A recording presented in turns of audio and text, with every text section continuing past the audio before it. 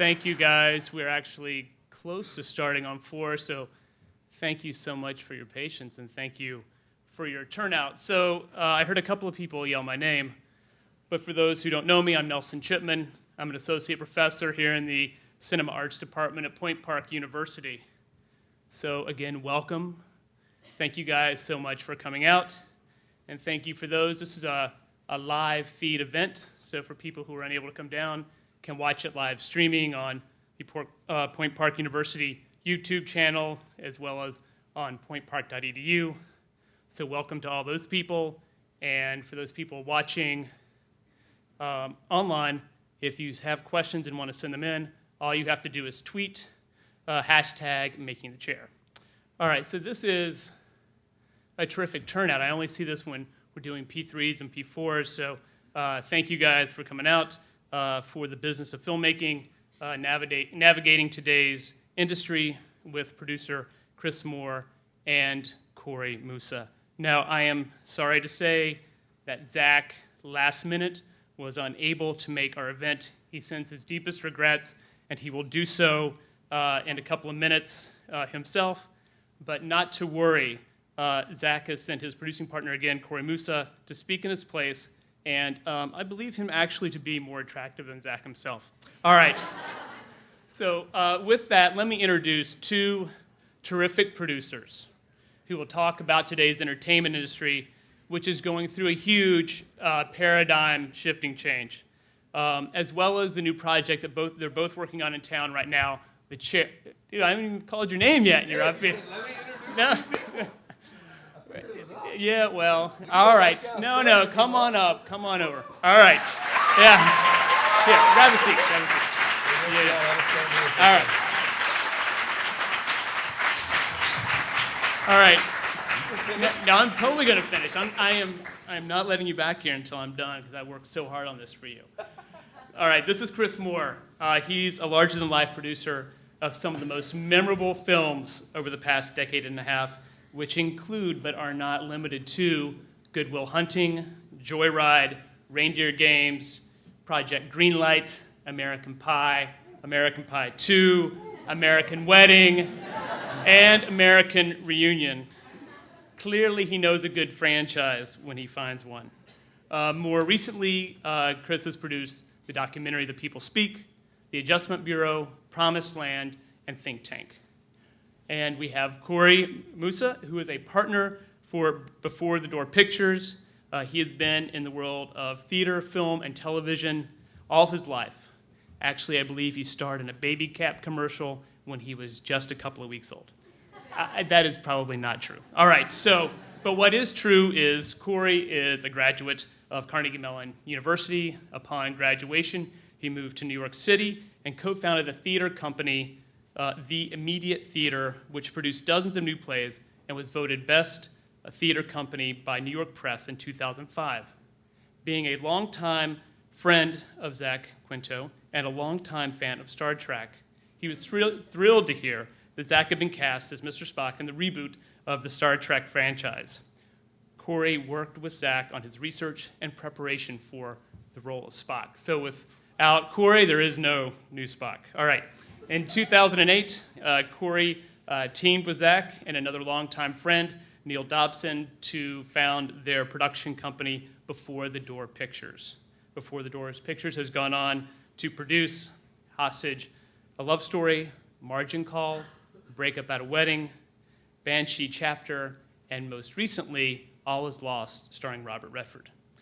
All right, so Chris and Corey will speak to you today on the business of filmmaking.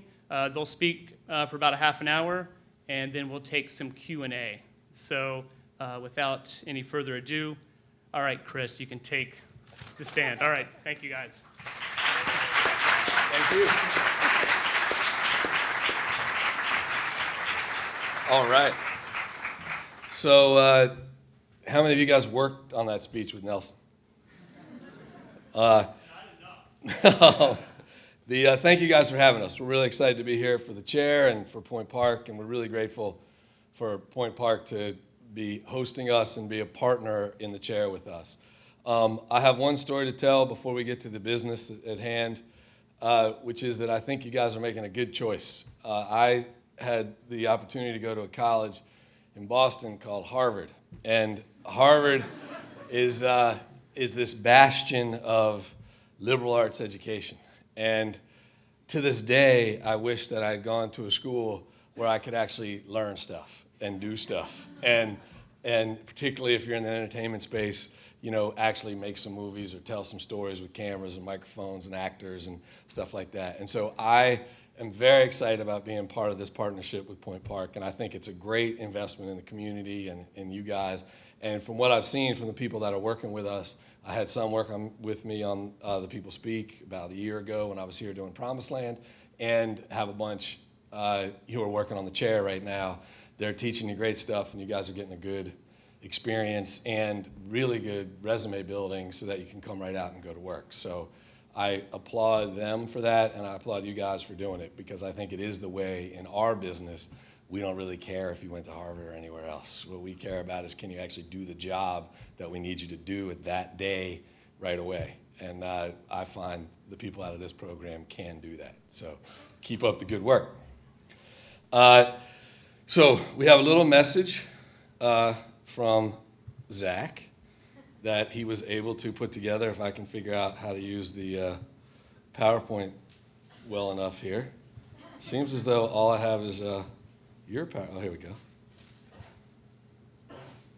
I got to do the quick time. I got it. All right. That's Zachary Quinto. Corey, you might want to give him a little room. It's a big presence. He's going to apologize himself because neither me or Corey wanted to do it for him. Hey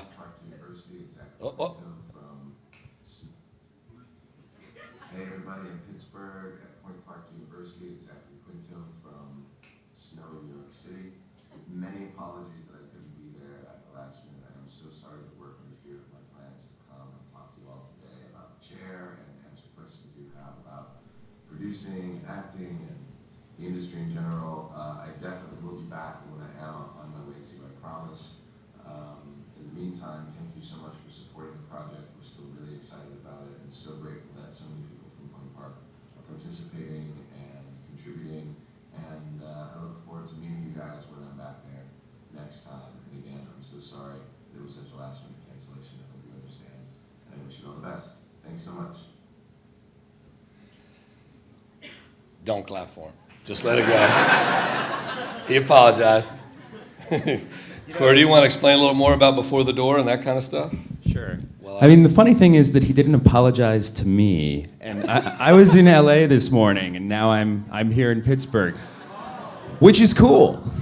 I like Pittsburgh. I love it here. The O, that place is great. So Before the Door Pictures, as Nelson was saying, was a production company that we formed about 6 years ago. And this came from a place of me and my business partners, both, or all three of us, wanting to basically take more control over the situation we're in. And what we're going to talk about today has to do with kind of the independent side of filmmaking versus some of the studio side of filmmaking and the business aspects that go along with that. So we couldn't do anything. You know, Zach was on a television series at the time, Heroes. I know you guys love that show. Yeah. Siler. So, like, we couldn't get anything done. You know, I was busting my butt in New York City. I was doing everything I could to produce theater. My other partner, Neil, was was in Los Angeles, not here, working for Warner Brothers and trying to get his foot in the door. And quite frankly, Zach, who had a great success on NBC, was trying to take better control of his career and be able to move forward. So the idea was formed to basically start a production company and be able to create our own pieces of property that we had control over, that we were allowed to do what we wanted to do with. And it's proved challenging. So making a movie, you know, it starts with finding money, and that used to be the most difficult part. It's kind of not anymore. And distribution then used to be a really difficult part. And that's kind of not anymore because you have YouTube. Anybody can distribute anything. So the question really becomes, how do you reach an audience? How do you reach an audience, Chris? Well, obviously we're very polished together, the two of us. We're gonna move back and forth. I put some slides together, as Corey has said. He flew in, basically to represent Before the Door when Zach couldn't make it. Very grateful to also. We have a partnership. My little company is called the Media Farm, and Before the Door and the Media Farm are partnering on The Chair, which is the project that we're here doing right now. But what I had said to Nelson was that I occasionally, particularly when Project Greenlight was on TV, we get asked a lot to come out and speak to colleges and stuff, and I always said that there were two conversations students always wanted to be in. One was people are interested in the business of Hollywood, which is what today is about, and that's more agents and lawyers and producers and raising money and getting your money back and how do you get things done. And then there's a whole group of people who are interested in the creative side of Hollywood. It's more writers, directors, actors, that kind of stuff. And depending on the audience, one group can dominate the conversation. So what we decided to do is divide them up. So today is the business of Hollywood. It's what Corey was just talking about, the distribution, the delivery, the marketing. How do you go out and sort of do stuff? And so I'm going to give a little perspective to it, and then we'll tell stories and then can answer your questions or whatever that hopefully give you some point of view. The overarching thing I would just say is that unlike many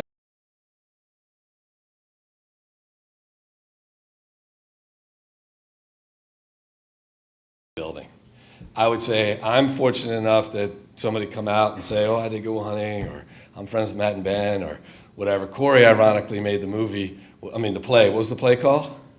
Which play? The play about Matt and Ben and the script falling out of the sky. It was called Matt and Ben. Yeah, exactly. So our paths have been crossing over the years from afar. But I didn't make that. I worked as a producer on it in New York City. And it was funny.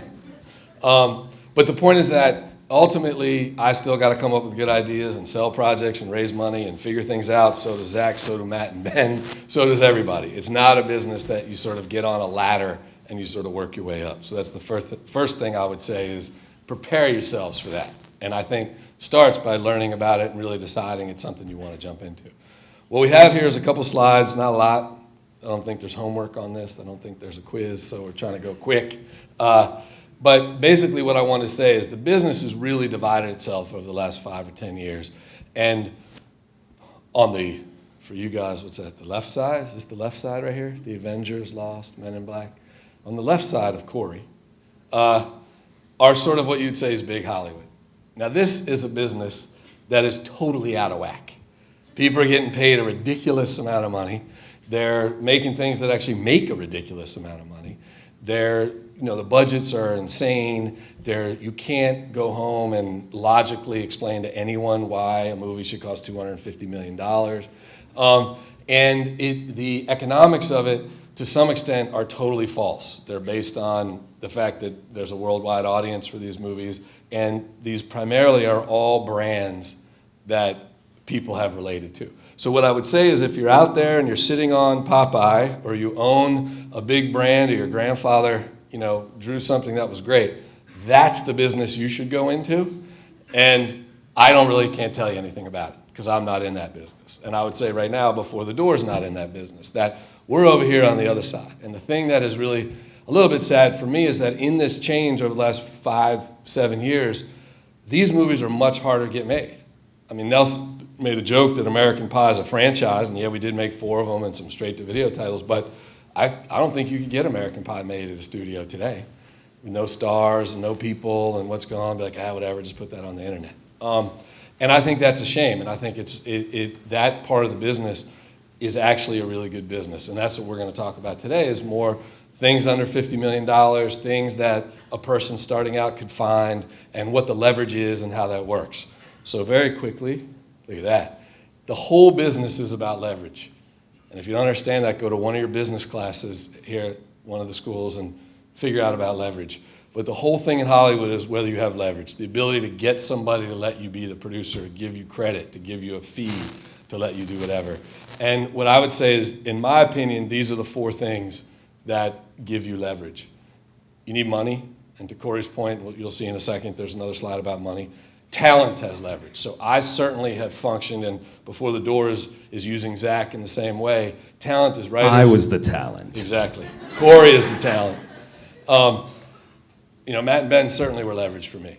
We're not getting Project Greenlight done. We're not getting some of the other movies that we did done without those guys growing into big stars after Good Will Hunting. When we were making Good Will Hunting, they were not the leverage. They were the anchor that held down until people finally realized they were qualified. Materials is sort of basically what you think it is. Get the rights to books, get the rights to characters, get the rights to plays. I guarantee you there's stuff happening right here in Pittsburgh that's good enough that if you can start controlling material, you have leverage. And the other one is eyeballs, as Corey's talking about. If you have 9 million followers on YouTube, that's leverage. We're gonna wanna try to get that to work. So that's the basic premise of my thing, of the presentation of the business of Hollywood. I don't know, Corey, if you have anything you wanna add to the leverage, or I can quickly go through them. No, I mean, I want to say it's like it comes from the experience that you have. It comes from the time that you spend doing what you do.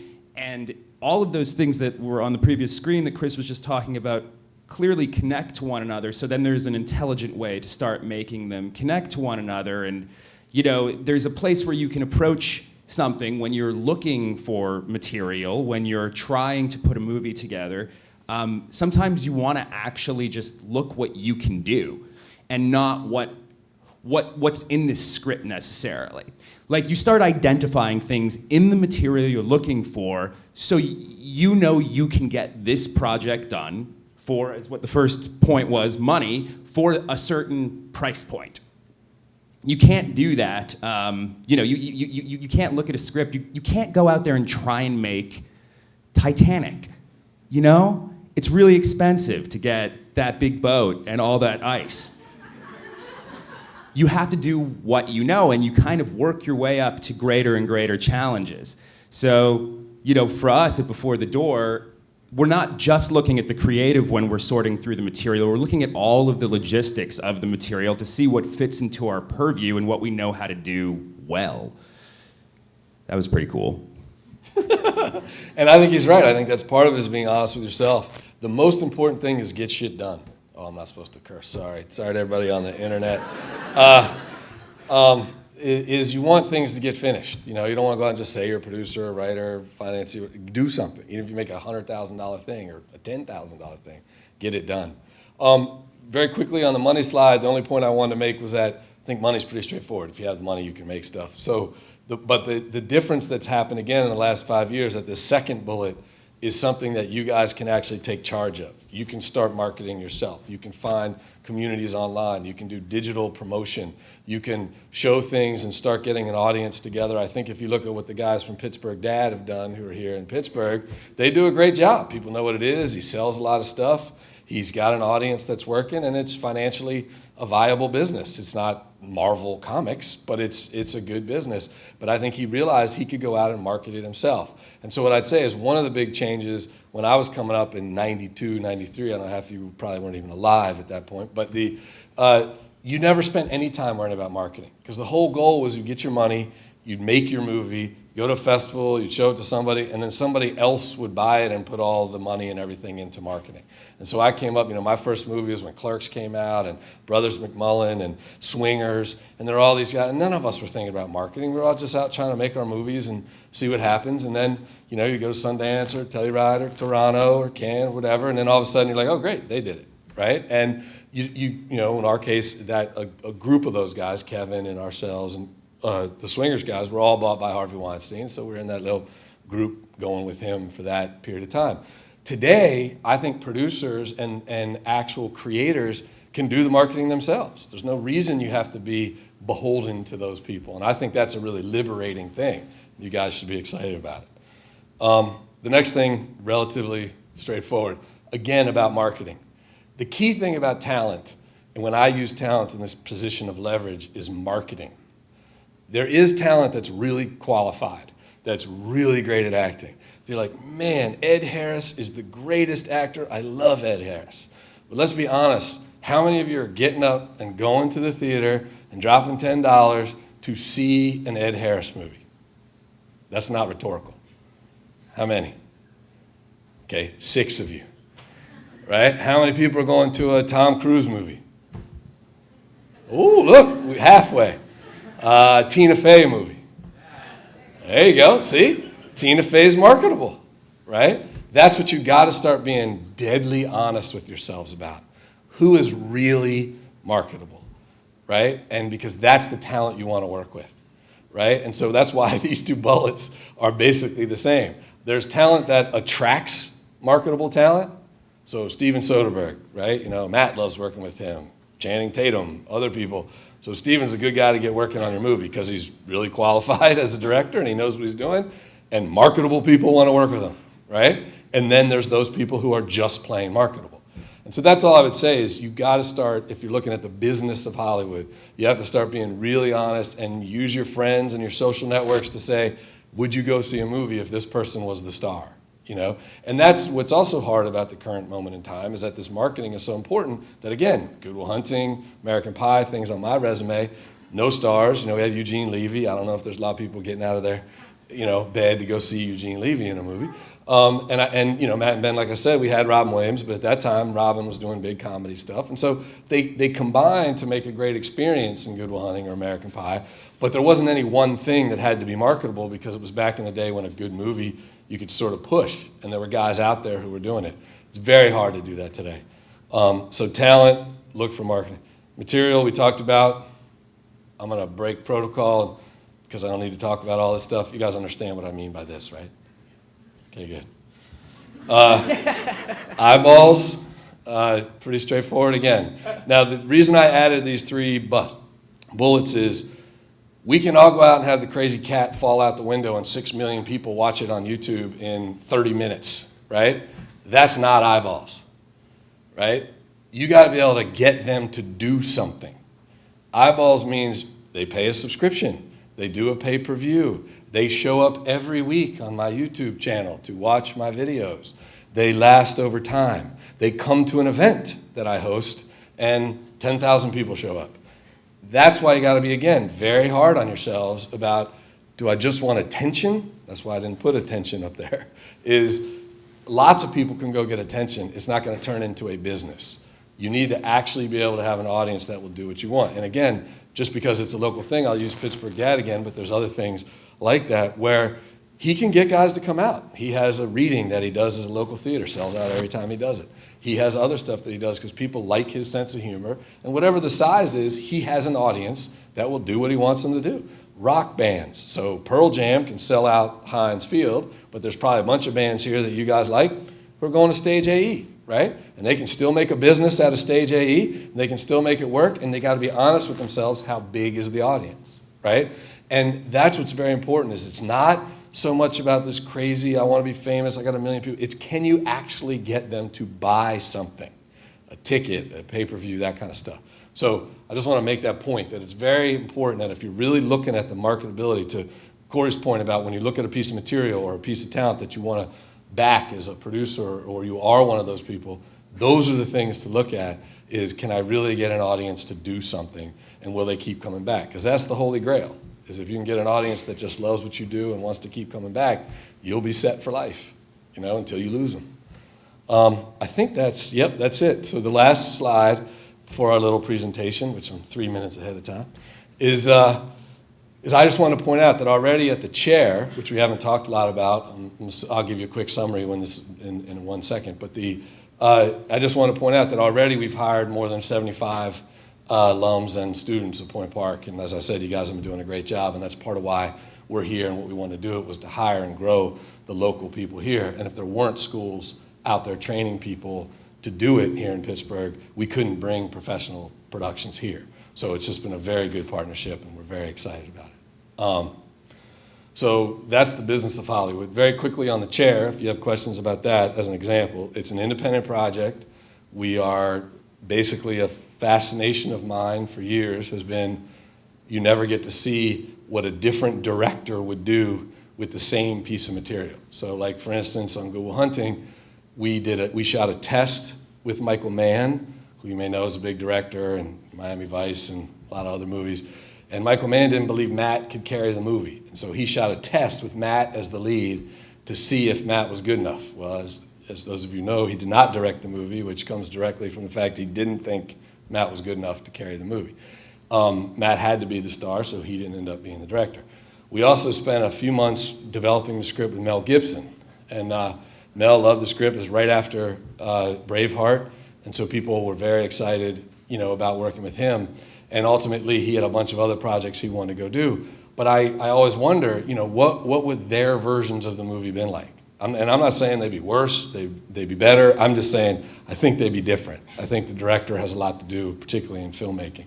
So the chair is an actual opportunity to try that. We have 2 directors who are out right now making 2 versions of the same movie here in Pittsburgh. And we have a documentary show that is 10-hour-long episodes that is going to follow that experience of these 2 making the same movie. And we're going to then show the show and release the movies so that people can watch the movies and watch the show and then vote. And the winner wins $250,000, which hopefully goes to help them continuing to try and further their directing career. But it also gives all of us the chance to sort of see all the choices that get made in the process of making a movie.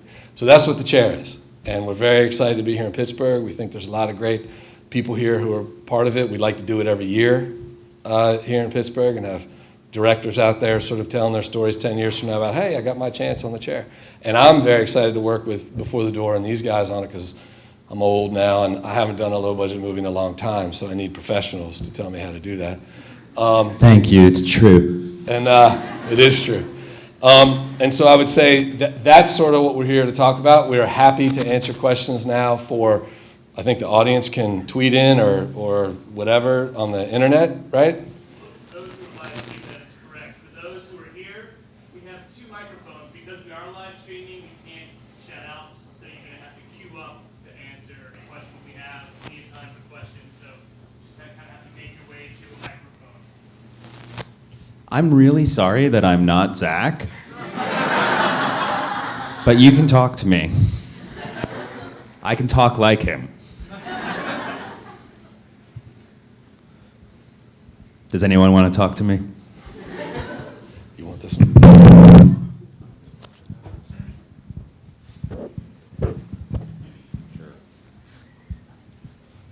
Hey guys, thanks for being here. One of the questions I have is directed towards the chair and what we're going to see from the chair itself. And we talk a lot about the different directors that are going to be part of the project. There you go. So how much stake or how much decision making are we going to see in the crew itself? Like, is it going to be like a conventional movie where you see the cinematographer's input and everything like that, or is it going to be really heavy on what the director wants and his vision and things like that, because you've got 2 separate crews of alumni from Point Park? Well, have you ever made a movie? I'm an actor. Short film? Yeah. Well, what do you think happens on a real set? Yes, of course, we have a lot of input from the other crew members, yeah. All right. So it's not a reality show. I mean, it's a documentary about these guys trying to get their movie made, and it's a big break, man. If you can become a filmmaker and people like your movies, your whole life changes. It's a working machine, all of those different components. They all are, everybody's trying to come together to bring your director's vision together, but essentially it's a collaborative effort. And each one of those players plays a very significant role in how the movie gets made. So this show is definitely going to chronicle all of those different career paths. Thanks for coming out, guys. This is for Behind the Door. As a personal Before the Door. Before the Door, my bad. As a personal fan of All Is Lost, I think it's a brilliant film. What pushed you guys to do that movie and like get everyone involved and on board with that idea? We wanted to see what a massive headache would feel like. You know, that movie came off of the success of our first film, which was Margin Call. Right. It's the same writer and director. And, you know, this was more of a choice on the director's part than ours. We were just very happy to continue working with him and be his producing partner. But Margin Call is a film that was entirely dialogue driven. It's what drew the talent to the material. It has a very theatrical feel to it, a little David Mamet, Glengarry Glen Ross. And it was about the words. All Is Lost is the polar opposite of that.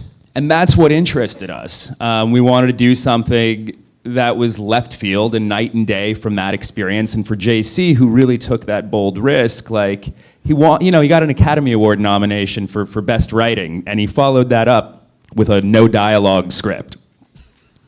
That's ballsy. So yeah, we just decided to do that because it was his next movie. Cool. Thank you. Hi. I think that this question is sort of geared towards you, Corey. Yes. I'm a musical theater major here, and I love all the in front of the camera, but I have a strong interest in film directing and screenwriting, and after this, I think producing. But how did you find the transition, and do you think that it's smart to do it simultaneously or focus on one thing? Man, I miss singing musical theater songs. Really do. If you want to know about the transition from going kind of from an artistic background and moving more into a business side of it, they have to be connected at this point. It's not enough, in my opinion, it's not enough for you when you graduate from university to basically go to New York, to go to Los Angeles as a creative and just try and make that happen then. The world is different now. The technology that we have is different. It creates a different infrastructure. You have to go out and try to create your own opportunities. It's, I think it's essential in terms of growing, in terms of having control over your future. So how they can connect to one another, for me, when I graduated from college, I was an actor, and I went to New York and I did a lot of theater, and I just started my own companies. I started producing at that point in service of being able to not have to listen to people say no anymore. So the transition, it shouldn't be hard because you should always be doing it. You should be doing it right now. You should be trying to build something, using the tools that you have available to you before you get out of school. Because you're going to define your own career path. I'm finished. Thank you. That was it, huh? All right.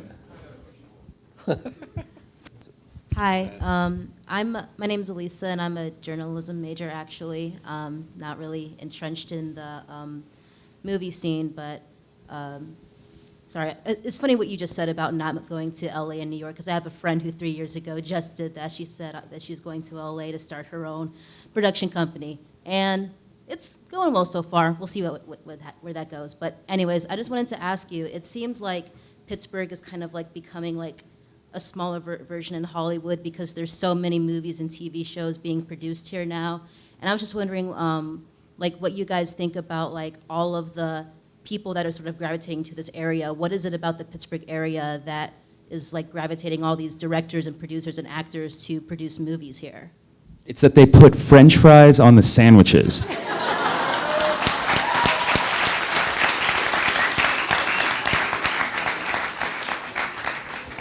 Yeah, I do think that's it. No, I mean, this will be my second roll through. On Promised Land, we came here, because there's a tax incentive, so I'm not gonna sit here and lie and say that there's not some financial reason, but it's also a place that has incredible creative, sort of variance. You can shoot cities, you can shoot small towns, you can shoot rural like we did in Promised Land. It's got a community that really still loves movies and likes making movies. And I think, though, what you have to look at is there's two sort of groups of people. There's the people who make decisions about what gets made, and then there's a bunch of stuff that someone else decided is going to get made that's just looking for a place to go get shot. And I think that Pittsburgh actually is right on the cusp, and part of the reason that I'm here is to start actually choosing what gets made. In the same way that, you would hear about certain cities, Austin, Texas, or Seattle, Washington, where, bands would go there. Their communities were, supportive of new and up and coming things. And I think that Pittsburgh has a real shot to be one of those things in the film business. And it has the benefit of some of these bigger projects, like The Dark Knight was here. Vin will be here with his Witch Hunter movie in April, and there'll be other stuff like that. And I think that combination is very unique. And I think it's really fun to be around it. And and I think because of these colleges, CMU and Pitt and Point Park, you guys are all here. And I would say to your friend, give it a shot here first. If you can get people in Pittsburgh to like your thing, you got just as good a chance of getting somebody like me interested in it as if you come to LA and become production company number 755 that showed up in LA. I think part of what we feel is happening right now is that I don't know how necessary Los Angeles is. I don't know how necessary New York City is. As things continue to grow, why can't you stay in Pittsburgh? You should be able to, in this day and age, be able to conquer all of the things out in another city, like right here, stay at home, make it work, because of the French fries on the sandwiches. Like, they're not gonna do that for you when you get out of here. Pittsburgh is a nice place, essentially. I loved living here for 4 years. The people are awesome. So coming back here is kind of a no-brainer for us. It's just like, are we allowed to come back here? Is our project gonna work here? And fortunately, as Chris was saying, creatively, Pittsburgh fits as so many different things. So it's a great city. Guys are lucky. Thank you, Pittsburgh. Hi. So I have a question for both of you. What's your main driving force? Is it the success of your first movie? Does that at least play into it? Or like, what really drives you guys? Did you have that drive before your first success, or what? Girls. No, maybe a little bit. I mean, it's funny that you asked that, because I'm certainly a little bit older than Corey, and I've been doing it a little bit longer. And I would say that the saddest thing that happens in Hollywood is when you roll out there, or you get lucky, you make a hit movie in New York or Pittsburgh or wherever you make your thing, and you start feeling like, holy shit, this could become my job, which I'm sure that just happened to these guys after Margin Call and some of the other movies, and you start realizing, wait a minute, we can do this again, right? A little bit, it changes, because when it becomes your job, you have other kinds of responsibilities, right? And so I think, at least for me, and I would imagine this is true for them, but I'll let Corey speak for himself. When you're young and you're out there, it's awesome. It's a blast. You do things. I'm an applause junkie. I like, I've been fortunate enough that 3 separate times I've walked into a test screening where the people that paid for the movie thought we were idiots for making the movie, and sat in a test screening room like this size or double this size, people going berserk about how good the movie was. That was Good Will Hunting and American Pie, and then we tested Project Greenlight. And people just thought we were crazy. I mean, and I've had it on little movies like Waiting and other things where people are just like, holy shit, that movie's funny as hell. And I'll just tell you, it's like a drug. You sit there and go, yes, that is awesome, right? And so part of it is you just want to get that feeling again, right? But what I'd say is when it becomes your job, you also have to start thinking about, okay, I got to make some money, or I got to figure out how this is going to work. And that's a little bit sad, and I think you see guys rolling through my age, I'm 45, that you start wondering, what is it, right? And if you've had some success, which I'm lucky enough to have had, you also get, a lifestyle that's stupid and how expensive it is, and you wake up and you're like, damn it, I got to make American Reunion. But the point is that, but I think ultimately the only thing that can sustain it, because there are so many negative things and just so many bad things about it, and it is so competitive, and unfortunately there's a room of 200 hungry, up-and-coming, angry, dedicated group like you coming after me every single day, that you just sort of think to yourself, you gotta love telling stories, and you gotta love working with the people, and you gotta have a good time. So for me, I'm still lucky enough to get to do that. And the success makes it easier because I still make money off some of those things, so it gives you some financial security. But it's a slog, and you got to really want to do it as you have your first couple of successes. I mean, I think for me, the driving force in this, it's simple. It was a word, the word no. every time somebody said no to me, every time somebody told me I couldn't do A, B, or C, when it didn't make sense to me. So that pushed me and my company in a lot of ways to just keep going, to keep working, to keep trying to think outside of the box, to do something a little different, to take big risks. And as Chris said, you kind of get a thrill from that. And, you want to continue doing that. Mostly where I am right now is I would like to see the things that I don't like about Hollywood start to change. How am I doing? Yeah, I'm an applause junkie too.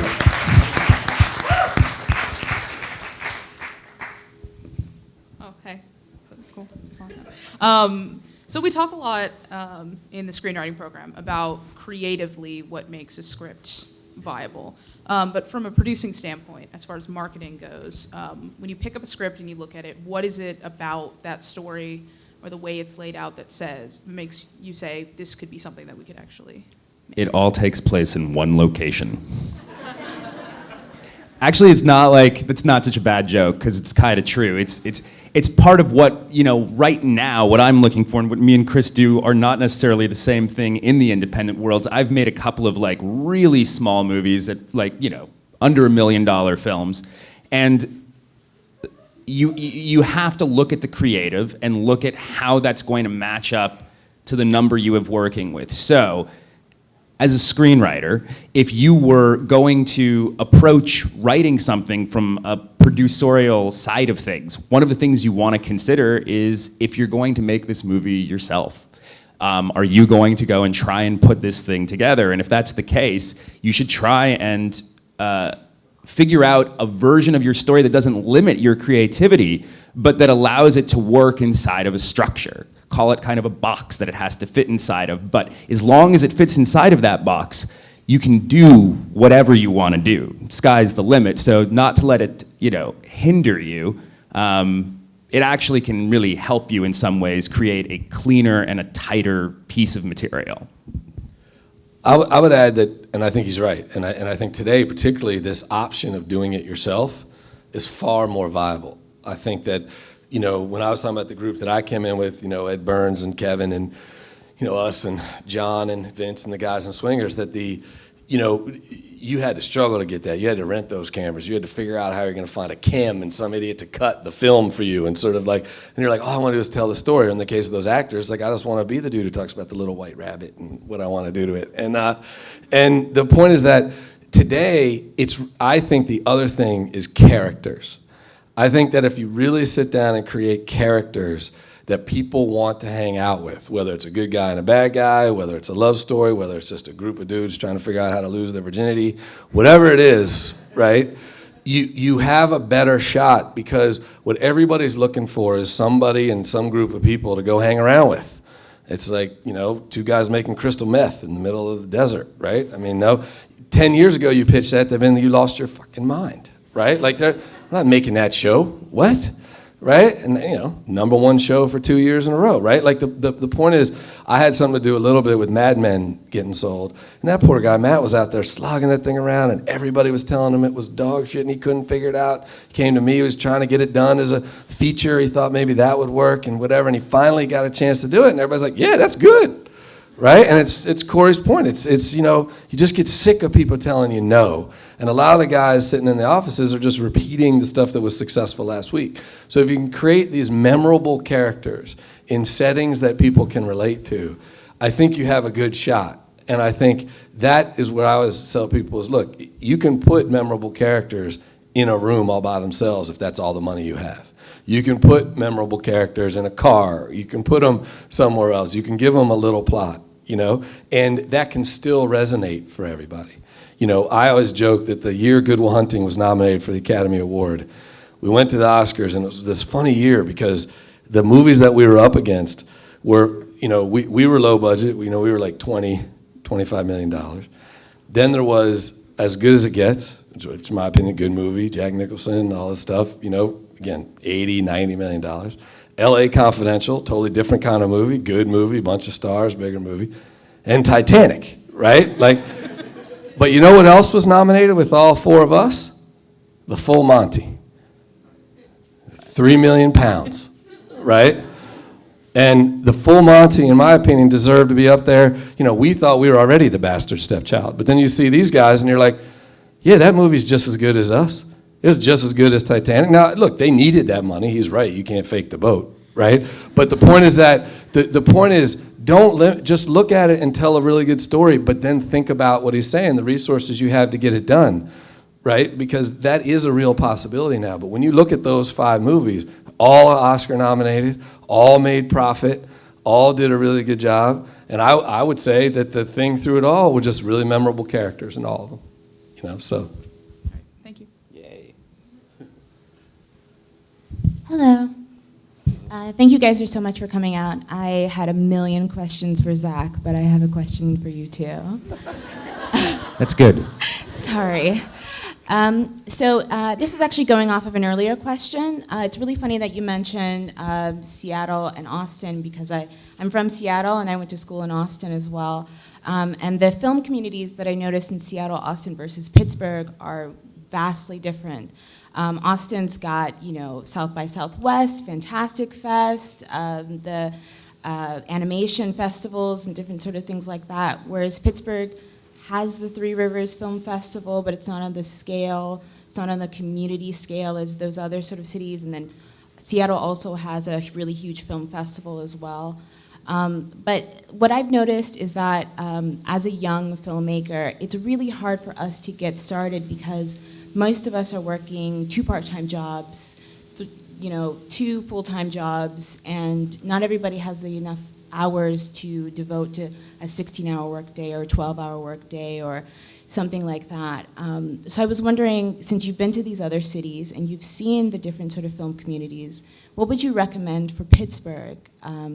Because a lot of people say Pittsburgh is the Hollywood of the East, but I've also lived in Savannah, Georgia, and that was the Hollywood of the South. And I've also lived in Albuquerque, and that was the Hollywood of the Southwest. So. Well, before I answer, I just want to be clear. How long you plan on staying in Pittsburgh? Because we might not have enough time to answer your question. Well, I graduate in May, so at least until May. I don't know by May if they're going to figure that out for you. But look, it's 2 separate things. The festivals are marketing machines. Mm-hmm. And they're tourism events, and there are ways to bring everybody in there, right? It's different than filming in any one of those cities. Yeah, it's a marketplace, essentially, a place to sell your film or a place to get press that helps to expose your film. I think that here, to some extent, and I know that there's some people working on a bigger festival here and doing some other stuff, the bigger thing, though, is that there's a community of people who can help you get your movie made. So, like, if you looked at, again, there's a bunch of examples, Robert Rodriguez and other people who got their first movie made for $6,000 with a bunch of friends and family helping them and doing it on weekends. And, you know, there's all these stories. I would say you have that real opportunity to get it made here. If you can also build a festival where you're sort of showing off films and doing other stuff like that, you have a double whammy of being able to do it. I think that Pittsburgh and hopefully the chair and some of the other, you know, things that are happening out in the community right now will grow into a place that has that ability to do it. But it's sort of a combination of homegrown and deciding they want to be a national player in that case. And I think it depends on the industry as a whole. You know, people like you got to decide in May to stay. Because what I would tell you is those restaurant jobs and those other things are the same in every city, and it's cheaper here. And I want to talk about that part of what you said for just a second, because I think it's actually really important. If any of you want to do this and if any of you want to make this work, go get 3 jobs, get 4 jobs. Maybe you work 2 days without getting a break. I've been through some crazy stuff, and there's a lot of smoke and mirrors in terms of how much money you can make off of this stuff. So, you know, look, I could safely say that a year ago, after I had a film that had an Oscar nomination, I was driving a taxi at night to make extra money. So it's a hard business. Prepare yourself to work extremely hard. It's worth it. It's gratifying. It'll pay off. But, like, it's just part of it. It can go on forever and ever. There isn't a standard in what we do. It's not a normal 9 to 5. if you're not creating an opportunity for yourself that you can get other people invested in, you don't have a job. And and it just stops. So bear that in mind. Keep working, everybody, hard. Great, thank you. Thank you. Just let you guys know we got about 10 minutes, so maybe 3 more questions. My question is essentially just about the pitch. I've been working on a feature about 1.5 years now, and I've made the pitch a few times to rich people that I know. So how do you, how do you say, I want you to risk your financial security on this movie? I think is my question. Unfortunately, I'd have to tell you, first rule is don't go to anybody who's risking their financial security on your movie. You got to go find people who are risking nothing, because it's really a risky business in that way. But I think the biggest thing is to be able to talk about how many people are going to like it and how you're going to sell it and what is going to be the reason that humans are going to like it. I mean, I think that's, for me, one of the liberating things that's happened over the last 5 years is that you can find a way to sell your stuff, whether you just put it on iTunes yourself or whether you do other stuff. But you have to show people how they're going to get their money back. And if you don't have a track record, it's hard. So what I always tell people is try to find somebody who you can piggyback with, for the first project, to just sort of have somebody who's the track record. And then you have the track record on that next one. But it is a very tough business trying to raise equity in films right now if you don't have any of those things we talked about earlier that are marketing that makes somebody understand. If you do the research, you go on Wikipedia or Google or whatever, it's just like 2,500, 3,000 movies get made. 12 of them make profit, right? And so that, anyone who can do math, that's a horrible ratio, right? So you got to go into it with hopefully asking people who can afford to lose it and who would like, if they're going to lose it helping you. I think it's important to point out what he said. It's a high-risk investment. There is nobody that you're going to go to that's like, if they're very confident about giving you money because they think they're going to make lots of money back, take it. Take all of their money, because they're a little wacky then. I came into this business, not with a lot except for a connection to Zach. A lot of the work that I had done in New York didn't translate into any kind of credential or reputation in Los Angeles. And just as an example or a story to tell, when we put Margin Call together, which was a combination of having Zach involved and his celebrity, number one, having a script that, we found that we knew that actors were really relating to, in conjunction with Zach giving it kind of a thumbs up. And we found a financier who was a little, who was starting out just as fresh as we were and was maybe willing to take a little bit of a risk with us, but not that much of a risk, because it was all circumstantial. I mean, it all depended on foreign value. He wanted to make sure that he was going to have a safe return on his investment. And what Chris was saying is it's kind of difficult to offer anybody a safe return on their investment. There's a safer way to go about something in a more dangerous way, but you can never guarantee it for anybody. But this gentleman really wanted to guarantee it for himself by putting stars in the movie. And we went after one actor after another. And the reason there are so many stars in that movie is mostly because the financier needed them to feel comfortable about getting his return on his investment back. And, getting that many people into a movie is no easy thing. And the way it really worked for us was that it was the material. The material was actually that good. Zach signing off was one thing. The second person to sign off on the film was Kevin Spacey. And as soon as he did that, all of the other actors trusted that we knew what we were doing, even though we didn't. But I think that's an important point in the fact that usually you have to find aligned incentives. You got to find people who, either it's a financier who says, I'm going to go play with this, so can I find an aligned reason? Point Park is our partner in the chair, and part of what they're doing is putting it together in order to involve in a professional way all of their students, all the people that are working here, and they have other agendas. You can find a location somewhere where somebody wants to shoot and they want to do stuff, and so you make your movie work there, right? There's lots of... I wet myself, and that's why they're laughing a little bit. You guys are classy. Yeah, yeah. And so I think that's the other way to look at it, is who are people who have an aligned incentive with what you're trying to do. We have a group of people. There's an organization called Steeltown. There's some stuff that's happening at WQED. There's a bunch of people here for the chair who have aligned incentives with wanting to bring more homegrown production here into Pittsburgh. So we were able to tap into some of that. But I think that's also as being strategic. It's not just this dude's rich. You got to look at the person and say, have they ever done something like this? The other one that can work is people who just want to see art happen, right? So you got to figure out, is the kind of project you're doing the thing where a rich person who loves art wants to do it, or a person who wants to see young people get to make their first movie, or a person, I don't know what your story's about, but if it's about something that has some connection to something, somebody who's given money to that thing, right? You know, so it's a charity, or it's Save the Animals, or it's Free Willy, or whatever the hell it is. But the point is, you start thinking through who would want to see this movie get made who might actually have money, right? And I think you have to be very sort of strategic and also willing to ask anybody you run into. But the idea is to really not try to focus too much on you're definitely going to get your money back, because that's going to be a painful ride for a lot of people, because it's very difficult until you get more established and you can guarantee certain things in order to say that. It becomes very hard. Thank you. Maybe we have time for one more question. Hi guys, my name is Nico. I'm a cinema production major here at Point Park, and I want to say first, I'm really thrilled to have the opportunity to work on your chair. It's like a privilege. Thank you very much. But my question is, what I think a lot of us are wondering that are going to go into this field is, how did you guys get your start? How did you get your foot in the door and just work your way up to make like great movies like you guys did? Well, he was friends with Matt and Ben, and I do Zach, and that definitely didn't hurt.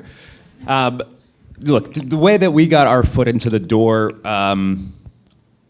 it's hard. You need a little They're help. actually still before the door. Yeah, eventually we're going to just be the door, and that's going to be a pretty good section of the company.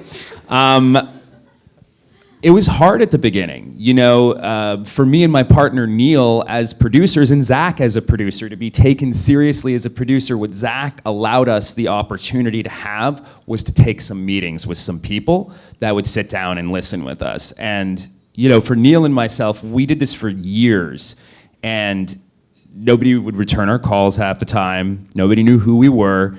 Nobody really wanted to take a chance. There was a lot of courtesy meetings as a result of Zach being who he was, that people were very happy to meet with us, but they weren't really taking us seriously, and I don't blame them, because we didn't have any reason for them to do so. So in one element, it's kind of like persistence is really key to doing this. I would say this across the board in the arts too. It's like, just don't stop trying. It'll pay off eventually. By the time you turn 30, like 75% of the people you were working against will stop trying. It's true. They'll want to settle down. They'll want to have families. You have to just keep going at it every day. When you get kicked in the ass, you have to get up in the morning and you have to do it again. Also, marijuana helps in these situations. Well, you really are a whore for applause, aren't you? I like it. I was an actor. I would say it's also try to be somewhat strategic about what job you'd really like to end up with, right? So like, you know, I'm not a writer, I'm not a director, I'm not an actor, I like promoting and selling shit. And I love storytelling, you know, and I love movies and television, and I grew up through that whole period of time. And so when I came out, I started in the mailroom. I hadn't met Matt or Ben yet. And Sorry. And they weren't big when I met them. I think they should say, we met Chris Moore. But part of what it was for me was to find these stories that I really wanted to tell. And so I got lucky. And the other thing is, you got to be really out for yourself. I know it sucks to sort of say that, and you wish we were all in some sort of, you know, utopian world where we're all rooting for each other, but unfortunately it's a little bit Machiavellian, and you got to take advantage of the moments you have. And so, you know, I made a couple smart choices, like after Good Will Hunting, decided to do American Pie without Matt and Ben, without anybody else, because I was like, look, if I keep doing this, I'm gonna end up being their boy for the rest of my life, and I love them, but I don't want to do that for a living. And I also thought that movie was funny as hell and was totally different than Good Will Hunting. And it turned out well, and it worked out for me. But the point is that you got to make a few decisions. You got to look at what you have and what your resources are in front of you at any given moment, because it literally is about the moment. It's about the timing. You know, why is the chair coming together right now, right here with this group of people? Because it all did. Just to riff on this one more point, it's sometimes to get your foot in the door to make this work, you have to do what you don't want to do. Sometimes it's about building enough that understand what your long-term goal is, where you're trying to get to, and understand some of the stuff that you might have to do to get there is not something you're necessarily cool with. But you still try and do it to the best of your ability, the best way that you can do it. And it's just kind of necessary. So you can, again, I've used this expression a few times, but take control over your life. I just want you to know I never slept with Matt or Ben. I don't know what he's talking about, but no. I'm Zach's boy. Thank you. Thank you. They cut my mic a long time ago. I was trying to interject the whole time. No. All right, we need to pull up the stakes. We're at our time limit. These two have a couple of other obligations. Thank you all so much for coming out and participating in this event.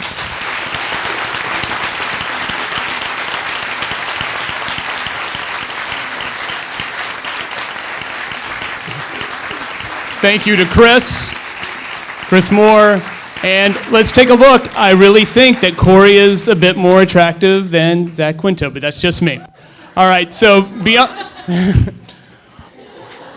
the lookout. We'll be back with the creative portion of our presentations later in the semester. And you guys have a good evening, and thanks again for coming out. Take care.